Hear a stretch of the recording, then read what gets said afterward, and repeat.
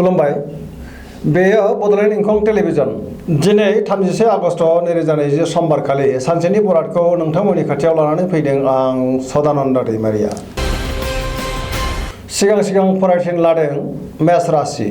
दिनैनि साना जोबोर मोजां, गोसोखौ जोबोर गोजोननाय मोनगोन, देहाया मोजाङै थागोन। अब्लाबो जानाय लोंनायाव सांग्रां जानाया गाहाम। रांखावरियाव जोबोर मोजां होनजायो, बेफार फालांगियावबो जोबोर मोजां। मावनो लानाय खामानिखौ गोरलैयैनो मावफुंनो हागोन। न'खराव अनलायनाय फैगोन, समाजाव मान मोनगोन, गुबुननि गोसोखौ गोरलैयैनो बोनो हागोन। सेंग्रा सिख्लाफ्रा गोसोनि साननायखौ फोरमायलायनो हागोन। फरायसाफ्रा फरायनायाव गोसो दुंगोन आरो मोजां खौरां मोनगोन। गोदान खामानि मावनो खाबु मोनगोन। बृष राशि।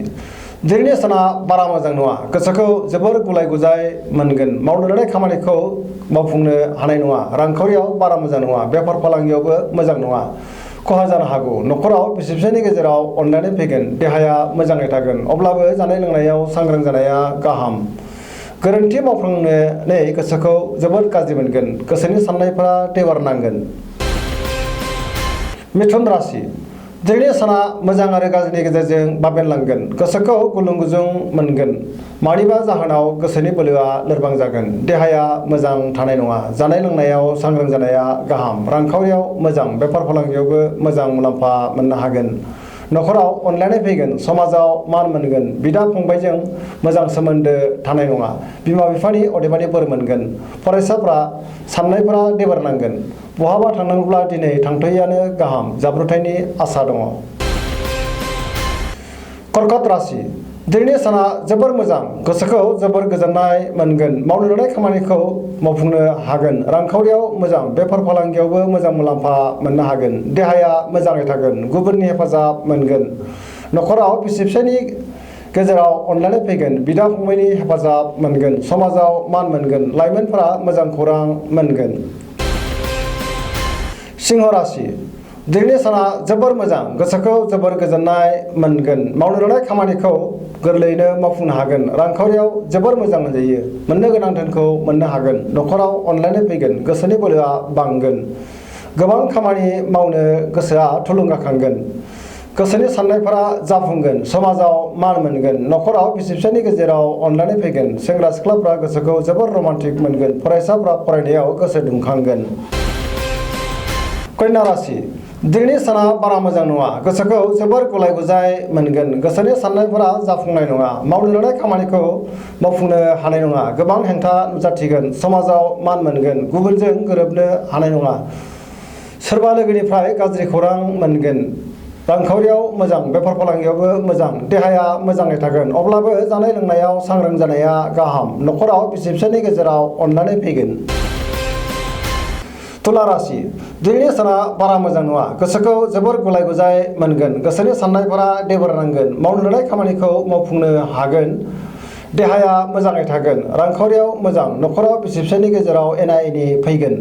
समाजाव मान मोनगोन। बेफार फालांगियाव मोजां, लोगोफोरनि हेफाजाब मोननाय नङा। सोरबा लोगोआ मेगन साखोमागोन। सांग्रां जानाया गाहाम।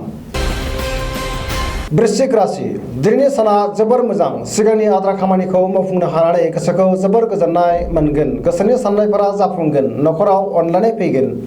रांखावरियाव जोबोर मोजां, बेफार फालांगियावबो जोबोर मोजां मुलाम्फा मोननो हागोन। देहाया मोजाङै थागोन। अब्लाबो जानाय लोंनायाव सांग्रां जानाया गाहाम। लाइमोनफोरा मोजां खौरां मोनगोन। समाजाव मान मोनगोन। गुबुननिफ्राय मोजां अनसायनाय मोनगोन। धनु राशि। दिनैनि साना बारा मोजां नङा, गोसोखौ जोबोर गुलाय गुजाय मोनगोन। मावनो लानाय खामानिखौ थि समाव मावफुंनो हानाय नङा। गोसोनि साननायफोरा देबारनांगोन। रांखावरियाव बारा मोजां नङा, बेफार फालांगियाव खहा जानो हागौ। समाजाव मान मोनगोन। देहाया मोजाङै थागोन। न'खराव अनलायनाय फैगोन। समाजाव बयजोंबो गोरोबनो रोंगोन। फरायसाफ्रा फरायनायाव गोसो दुंगोन। साननायफोरा अदेबानि देबारनांगोन। मकर राशि। दिनैनि साना जोबोर मोजां, गोसोखौ जोबोर गोजोननाय मोनगोन। देहाया मोजाङै थागोन। अब्लाबो जानाय लोंनायाव सांग्रां जानाया गाहाम। रांखावरियाव जोबोर मोजां, मोननो गोनां धोनखौ मोननो हागोन। बेफार फालांगियाव जोबोर मोजां मुलाम्फा मोनगोन। न'खराव अनलायनाय फैगोन। गोसोनि बोलोआ बांगोन। गोबां खामानि मावनो गोसो दुंखांगोन। समाजाव मान मोनगोन। लाइमोनफोरा गोसोखौ जोबोर रमान्टिक मोनगोन। सोरबा लोगोनिफ्राय मोजां खौरां फैगोन। गोसोनि बोलोआ बांगोन।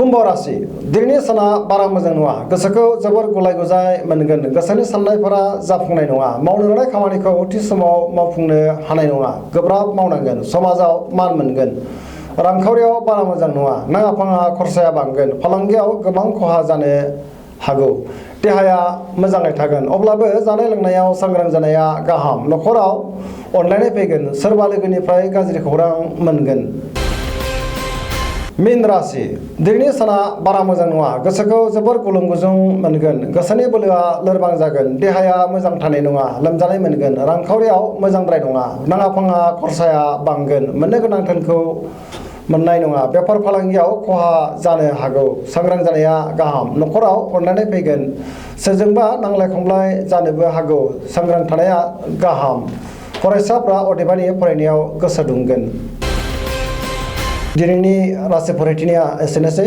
जोबनायाव बेखौनो खावलायो जाहाथे नोंथांमोना सानफ्रामबो जोंनि बे बड'लेण्ड इंखं टेलिभिजनखौ नायबाय थायो आरो साबस्क्राइब खालामो एसेनोसै गोजोन्थों